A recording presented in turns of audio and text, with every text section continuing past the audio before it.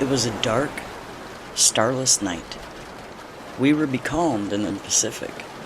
Our exact position I do not know, for the sun had been hidden during the course of a weary, breathless week by a thin haze, which had seemed to float above us about the height of our mastheads, at whilst descending and shrouding the surrounding sea. With there being no wind, we had steadied the tiller, and I was the only man on deck. The crew, consisting of 2 men and a boy, were sleeping forward in their den, while Will, my friend, and the master of our little craft, was aft in his bunk on the port side of the little cabin. Suddenly, from out of the surrounding darkness, there came a hail. "Schooner, ahoy!" The cry was so unexpected that I gave no immediate answer because of my surprise. It came again, a voice curiously throaty and inhuman, calling from somewhere upon the dark sea away on our port broadside. "Schooner, ahoy!" "Hello!" I sung out, having gathered my wits somewhat. "What are you? What do you want?" "You need not be afraid," answered the queer voice, having probably noticed some trace of confusion in my tone. "I am only an old man." The pause sounded odd, but it was only afterward that it came back to me with any significance. "Why don't you come alongside, then?" I queried somewhat snappishly, for I liked not his hinting at my having been a trifle shaken. I can't. It wouldn't be safe. The voice broke off and there was silence. "What do you mean?" I asked, growing more and more astonished. "What's not safe? Where are you?" I listened for a moment, but there came no answer. And then, a sudden indefinite suspicion of I knew not what coming to me, I stepped swiftly to the binnacle and took out the lighted lamp. At the same time, I knocked on the deck with my heel to waken Will. Then I was back at the side, throwing the yellow funnel of light out into the silent immensity beyond our rail. As I did so, I heard a slight muffled cry, and then the sound of a splash, as though someone had dipped oars abruptly. Yet I cannot say with any certainty that I saw anything, save it seemed to me that with the first flash of light there had been something upon the waters, where now there was nothing. "Hello there!" I called. "What foolery is this?" But there came only the indistinct sounds of a boat being pulled away into the night. Then I heard Will's voice from the direction of the after scuttle. "What's up, George?" "Come here, Will," I said. "What is it?" he asked, coming across the deck. I told him the queer things that had just happened. He put several questions, and then, after a moment's silence, he raised his hands to his lips and hailed, "Boat! Ahoy!" From a long distance away there came back to us a faint reply, and my companion repeated his call, and presently, after a short period of silence, there grew in our hearing the muffled sound of oars, at which Will hailed again. This time there was a reply. "Put away the light!" "I'm damned if I will," I muttered, but Will told me to do as the voice bade, and I shoved it down under the bulwarks. "Come nearer," he said, as the oar strokes continued. And then, apparently some half-dozen fathoms distance, they again ceased. "Come alongside," exclaimed Will. "There's nothing to be frightened of aboard here. Promise that you will not show that light." "What's to do with you?" I burst out, "that you're so infernally afraid of the light?" "Because," began the voice, and stopped short. "Because what?" I asked quickly. Will put his hand on my shoulder. "Shut up a minute, old man," he said in a low voice. "Let me tackle him." He leaned more over the rail. "See here, mister," he said. "This is a pretty queer business, you coming upon like us right out in the middle of the blessed Pacific. How are we to know what sort of hanky-panky trick you're up to? You say there's only one of you? How are we to know? Unless we get a good squint at you, eh? What's your objection to the light anyways?" As he finished, I heard the noise of the oars again, and then the voice came, but now from a greater distance, and sounding extremely hopeless and pathetic. I am sorry, sorry. I would have not troubled you, only I am hungry, and so is she. The voice died away, and sound of the oars dipping irregularly was borne to us again. Stop, sang out Will. I don't want you to drive away. Come back. We'll keep the light hidden if you don't like it. And he turned to me and said, it's a damn queer rig, this, but I think there's nothing to be afraid of. There was a question in his tone, and I replied, no, I think the poor devil's been wrecked around here and gone crazy. The sound of the oars drew nearer. Shoved that lamp back in the binocle, and Will leaned over the rail and listened. And I replaced the lamp and came back to his side. The dipping of oars ceased some dozen yards distance. Won't you come alongside now? Asked Will in an even voice. I've had the lamp put back in the binocle. I cannot, replied the voice. I dare not come near. I dare not even pay you for the provisions. That's all right, said Will, and hesitated. You're welcome to as much grub as you can take. Again, he hesitated. You are very good, exclaimed the voice. May God, who understands everything, reward you. It broke off huskily. The lady? Said Will abruptly. Is she... I've left her behind upon the island, came the voice. What island? I cut in. I know not its name, returned the voice. I would to God, it began and checked itself suddenly. Could we not send a boat for her? Asked Will at this point. No, said the voice with extraordinary emphasis. My God, no. There was a moment's pause, and then it added in a tone which seemed a merited reproach. It was because of our want I ventured, because her agony tortured me. I'm a forgetful brute, exclaimed Will. Just wait a minute, whoever you are, and I will bring you up something at once. In a couple of minutes he was back again, and his arms were full of various edibles, and he paused at the rail. Can't you come alongside for them?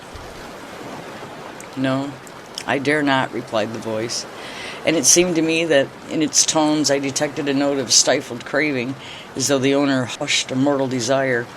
And it came to me in a flash that the poor old creature out there in the darkness was suffering for actual need for what Will held in his arms, and yet, because of some unintelligible dread, refraining from dashing to the side of our schooner and receiving it. And with the lightning-like conviction there came knowledge that the invisible was not mad, but sanely facing some intolerable horror. Damn it, Will, I said, full of many feelings, over which predominated a vast sympathy. Get a box. We must float off the stuff to him in it. This we did, propelling it away from the vessel out into the darkness by means of a boat hook. In a minute a slight cry from the invisible came to us, and we knew that he had secured the box. A little later he called out a farewell to us, and so heartful a blessing that I'm sure we were the better for it. Then, without more ado, we heard the ply of the oars across the darkness once again. Pretty soon off, remarked Will, with perhaps just a little sense of injury. Wait, I replied. I think somehow he'll come back. He must have been badly needing that food. And the lady, said Will. For a moment he was silent, and then he continued, It's the queerest thing I've ever tumbled across since I've been fishing. Yes, I said, and then I fell to pondering. And so the time slipped away, an hour, another, and still Will stayed with me, for the queer adventure had knocked all desire for sleep out of him. The third hour was 3 parts through when we heard again the sound of the oars across the silent ocean. Listen, said Will, a low note of excitement in his voice. He's coming, just as I thought, I muttered. The dippings of the oars grew nearer, and I noted that the strokes were firmer and longer. The food had been needed. They came to a stop a little distance off broadside, and the queer voice again came to us through the darkness. Schooner ahoy! That you? Asked Will. Yes, replied the voice. I left you suddenly, but there was great need. The lady? Questioned Will. The lady is grateful now on earth. She'll be more grateful soon in heaven. Will began to make some reply in a puzzled voice, but became confused and broke off short. I said nothing. I was wondering at the curious pauses, and apart from my wonder, I was full of great sympathy. The voice continued, she, and I have talked as we shared the result of God's tenderness and yours. Will interposed, but without a coherence. I beg of you not to belittle your deed of Christian charity this night, said the voice, but be sure that it has not escaped his notice. It stopped. There was a full minute's silence, and then it came again. We have spoken together upon that which has befallen us. We had thought to go out without telling anyone of the terror which has come into our lives. She is with me in believing that tonight's happenings are under special ruling, and that it is God's wish that we should tell you all that we have suffered since, yes, said Will softly, since the sinking of the Albatross. I exclaimed involuntarily. She left Newcastle for Frisco some 6 months ago and hasn't been heard of since. Yes, answered the voice, but some few degrees to the north of the line she was caught in a terrible storm and dismasted. When the day came, it was found that she was leaking badly, and presently it's falling to a calm. The sailors took to the boats, leaving a young lady, my fiancé, and myself upon the wreck. We were below gathering together a few of our belongings when they left. They were entirely callous through fear, and when we came upon the decks, we saw them only as small shapes afar off upon the horizon. Yet we did not despair, but set to work and constructed a small raft, and upon this we put such few matters as it would hold, including a quantity of water and some ship's biscuits. Then, the vessel being very deep in the water, we got ourselves onto the raft and pushed off. It was later when I observed that we seemed to be in the way of some tide or current, which bore us from the ship at an angle, so that in the course of 3 hours by my watch, her hull became invisible to our sight, her broken masts remaining in view for a somewhat longer period, but then, towards evening, it grew misty, and so through the night, and then the next day we were still encompassed by the mist, the weather remaining quiet. For 4 days we drifted through this strange haze, until on the evening of the 4th day, it grew upon our ears the murmur of breakers at a distance, and gradually it became plainer, and somewhat after midnight it appeared to sound upon either hand at no very great space. The raft was raised upon a swell several times, and then we were in smooth water, and the noise of the breakers was behind. When morning came, we found that we were in a sort of great lagoon, but of this we noticed little at the time, for close before us, through the enshrouding mist, loomed the hull of a large sailing vessel with one accord. Fell upon our knees and thanked God, for we thought that here was our end to our perils. Boy, did we have much to learn. The raft drew near to the ship, and we shouted them to take us aboard, but none answered. Presently the raft touched against the side of the vessel, and seeing a rope hanging downward, I seized it and began to climb up. Yet I had much ado to make my way up because of the kind gray lichenous fungus that had seized upon the rope and which blotched the side of the ship lividly. I reached the rail and clambered over it onto the deck. Here I saw the decks were covered in great patches with gray masses, some of them rising into nodules several feet in height, but at that time I thought less of this matter than the possibility of there being people aboard the ship. I shouted, but none answered. I went to the door below the poop deck. I opened it and peered in. There was a great smell of staleness, so that I knew in a moment that nothing living was within, and with that knowledge, I shut the door quickly, for I suddenly felt very lonely. When I went back to the side where I'd scrambled up, my sweetheart was still sitting quietly upon the raft. Seeing me look down, she called up to know whether there were any aboard the ship. I replied the vessel had the appearance of having been long deserted, but that if she should wait a little bit, I would see whether there was anything in the shape of a ladder by which she could ascend to the deck, and then we would make a search through the vessel together. A little later, on the opposite side of the decks, I found a rope-side ladder. This I carried across, and a minute afterwards, she was beside me. Together, we explored the cabins and apartments in the after part of the ship, but nowhere was there any sign of life. Here and there, within the cabins themselves, we came across odd patches of that queer fungus, but this, as my sweetheart said, could be cleansed away. And in the end, having assured ourselves that the after portion of the vessel was empty, we picked our ways to the bow, between the ugly gray nodules of that strange growth, and here we made a further search which told us that there was indeed none aboard but ourselves. This being now beyond any doubt, we returned to the stern of the ship and proceeded to make ourselves as comfortable as possible. Together we cleared out and cleaned up 2 of the cabins, and after that I made an examination of whether there was anything eatable in the ship. This I soon found was so, and thank God in my heart for his goodness. In addition to this, I discovered the whereabouts of the fresh water pump, and having fixed it, found the water drinkable, though somewhat unpleasant to the taste.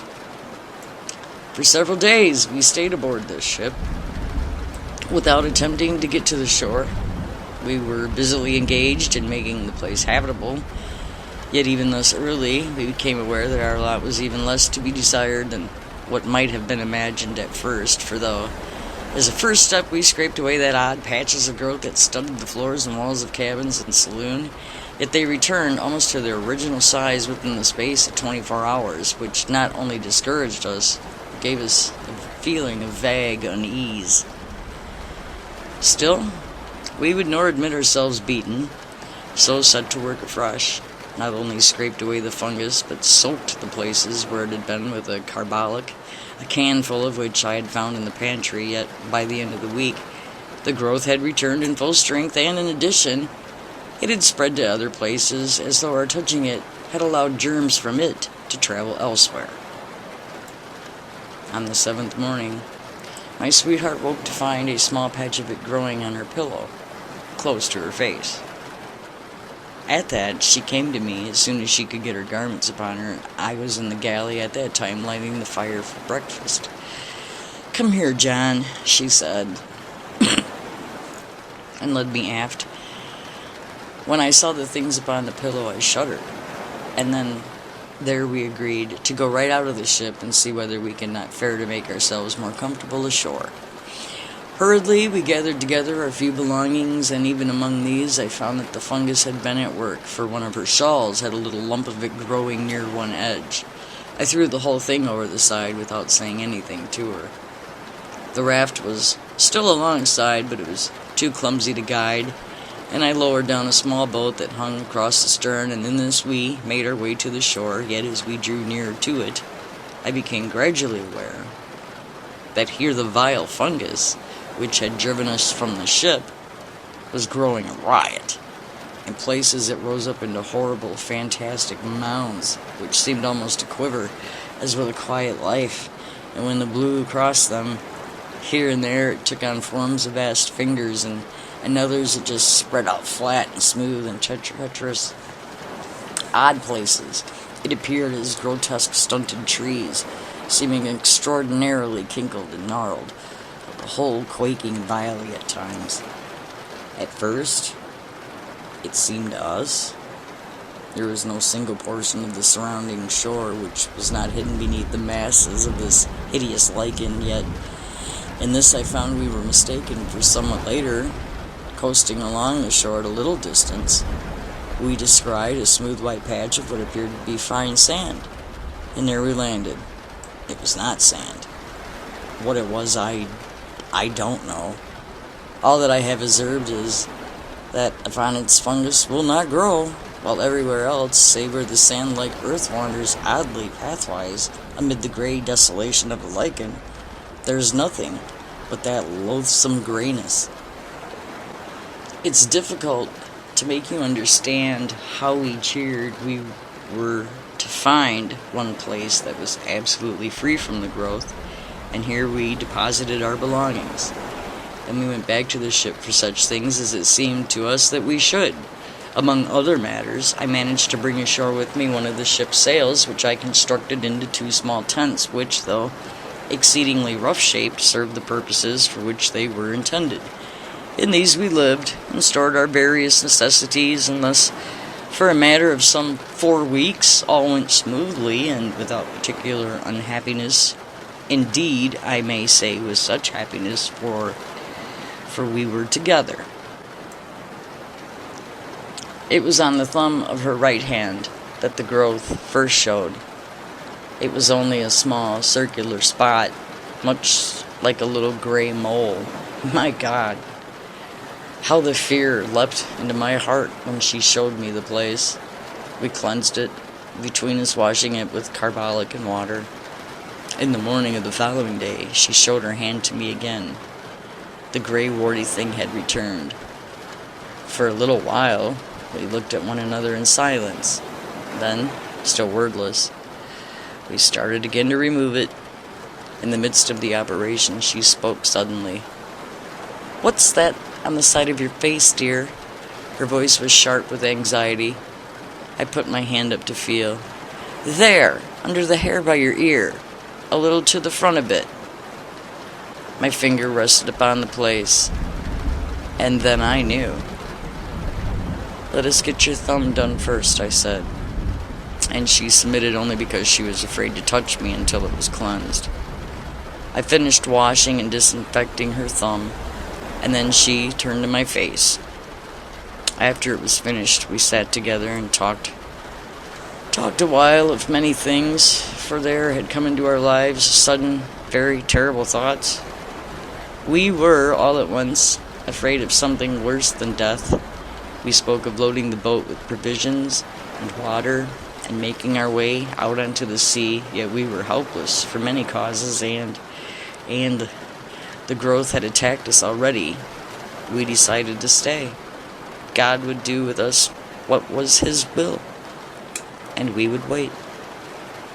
A month, 2 months, 3 months passed, and the places grew somewhat, and there had come others, yet we fought so strenuously with fear that its headway was slow, but comparatively speaking. Occasionally we ventured off the ship for such stores as we needed. There we found that the fungus grew persistently. One of the nodules on the main deck soon became as high as my head. We had now given up all thought or hope of leaving the island. We had realized that it would be unallowable to go among healthy humans with the things from which we were suffering. With this determination and knowledge in our minds, we knew that we should have to husband our food and water, for we did not know at that time, but that we should possibly live for many years. This reminds me that I've told you that I am an old man. Judged by years, this is not so, but he broke up, then continued somewhat abruptly. As I was saying, we knew that we should have to use care in the matter of food, but we had no idea then how little food there was left on which to take care. It was a week later that I made the discovery that all the other bread tanks, which I had supposed full, were empty, and that, beyond odd tins of vegetables and meat and some other matters, we had nothing on which to depend but bread in the tank, which I had already opened. After learning this, I bestirred myself to do what I could and set to work at fishing in the lagoon, but with no success. At this, I was somewhat inclined to feel desperate, until the thought came to me to try outside the lagoon, in the open sea. Here at times I caught odd fish, but so infrequently that they proved of but little help in keeping us from the hunger which threatened. It seemed to me that our deaths were likely to come by hunger, and not by the growth of the thing which had seized upon our bodies. We were in this state of mind when the 4th month wore out. Then I made a very horrible discovery. One morning, a little before midday, I came off the ship with a portion of the biscuits which were left, In the mouth of her tent, I saw my sweetheart sitting, eating something. "What is it, my dear?" I called out as I leapt ashore, yet on hearing my voice she seemed confused, and turning slyly, threw something toward the edge of the little clearing. It fell short, and a vague suspicion having arisen within me, I walked across, picked it up. It was a piece of the gray fungus. As I went to her with it in my hand, she turned deadly pale, and then a rose red. I felt strangely dazed and frightened. My dear," I said. I could say no more, yet at my words she broke down and cried bitterly. Gradually, as she calmed, I got from her the news that she had tried it the preceding day and liked it. I got her to promise on her knees not to touch it again, however great our hunger, and after she had promised, she told me that the desire for it had come suddenly, and that until the moment of desire she had experienced nothing toward it but the most extreme repulsion. And later in that day, feeling strangely restless and much shaken with the thing which I had discovered, I made my way along one of the twisted paths formed by the white sand-like substance which led among the fungoid growth. I had, once before, ventured along there, but not to any great distance. This time, being involved in perplexing thought, I went much further than hitherto. Suddenly I was called to myself by a queer hoarse sound on my left. Turning quickly, I saw that there was movement among an extraordinarily shaped mass of fungus close to my elbow. It was swaying uneasily as though it possessed a life of its own. Abruptly, as I stared, the thought came to me that the thing had a grotesque resemblance to the figure of a distorted human creature. Even as fancy flashed into my brain, there was a slight, sickening noise of tearing, and I saw that one of the branch-like arms was detaching itself from the surrounding gray masses and coming toward me. The head of the thing, a shapeless gray ball, inclined in my direction. I stood stupidly, and the vile arm brushed across my face. I gave out a frightened cry and ran back a few paces. There was a sweetish taste upon my lips where the thing had touched me. I licked him, and was immediately filled with an inhuman desire. I turned and seized a mass of fungus, and then more and more. I was insatiable. In the midst of devouring, the remembrance of the morning's discovery swept into my mazed brain. It was sent by God. I dashed the fragment I held to the ground, and then, utterly wretched, a feeling of dreadful guiltiness, I made my way back to the little encampment. I think she knew by some marvelous intuition, which love must have given, so soon as she set eyes on me. Her quiet sympathy made it easier for me, and I told her of my sudden weakness, yet omitted to mention the extraordinary thing which had gone before. I desired to spare her all unnecessary terror. But for myself, I had added an intolerable knowledge to breed an incessant terror in my brain, for I doubted not but that I had seen the end of one of these men who had come to the island in the ship in the lagoon, and in that monstrous ending, I had seen our own. Thereafter we kept from the abominable food, though the desire for it had entered into our blood. Yet our drear punishment was upon us, for day by day, with monstrous rapidity, the fungoid growth took hold of our poor bodies. Nothing we could do would check it materially, and so, we who had been human became, well, it really matters less each day. Only we had been man and maid. And day by day the fight is more dreadful to withstand the hunger lust for the terrible lichen. A week ago, we ate the last of the biscuit, and since that time, I have caught 3 fish. I was out here fishing tonight when your schooner drifted upon me out of the mist. I hailed you.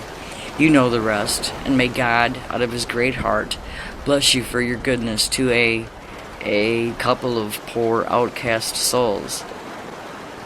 There was a dip of an oar, another, and then the voice came again, and for the last time, sounding through the slight surrounding mist, ghostly and mournful. God bless you. Goodbye.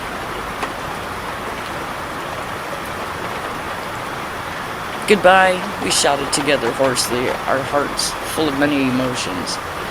I glanced about me. I became aware that dawn was upon us. The sun flung a stray beam across the hidden sea, pierced the mist dully, and lit up the receding boat with a gloomy fire. Indistinctly, I saw something nodding between the oars. I thought of a sponge, a great, gray, nodding sponge. The oars continued to ply. They were gray, as was the boat, and my eyes searched a moment vainly for the conjunction of a hand and oar. My gaze flashed back to the head. It nodded forward as the oars went backward for the stroke. And then the oars were dipped, the boat shot out of the patch of light, and the thing went nodding into the mist. Thank you for listening.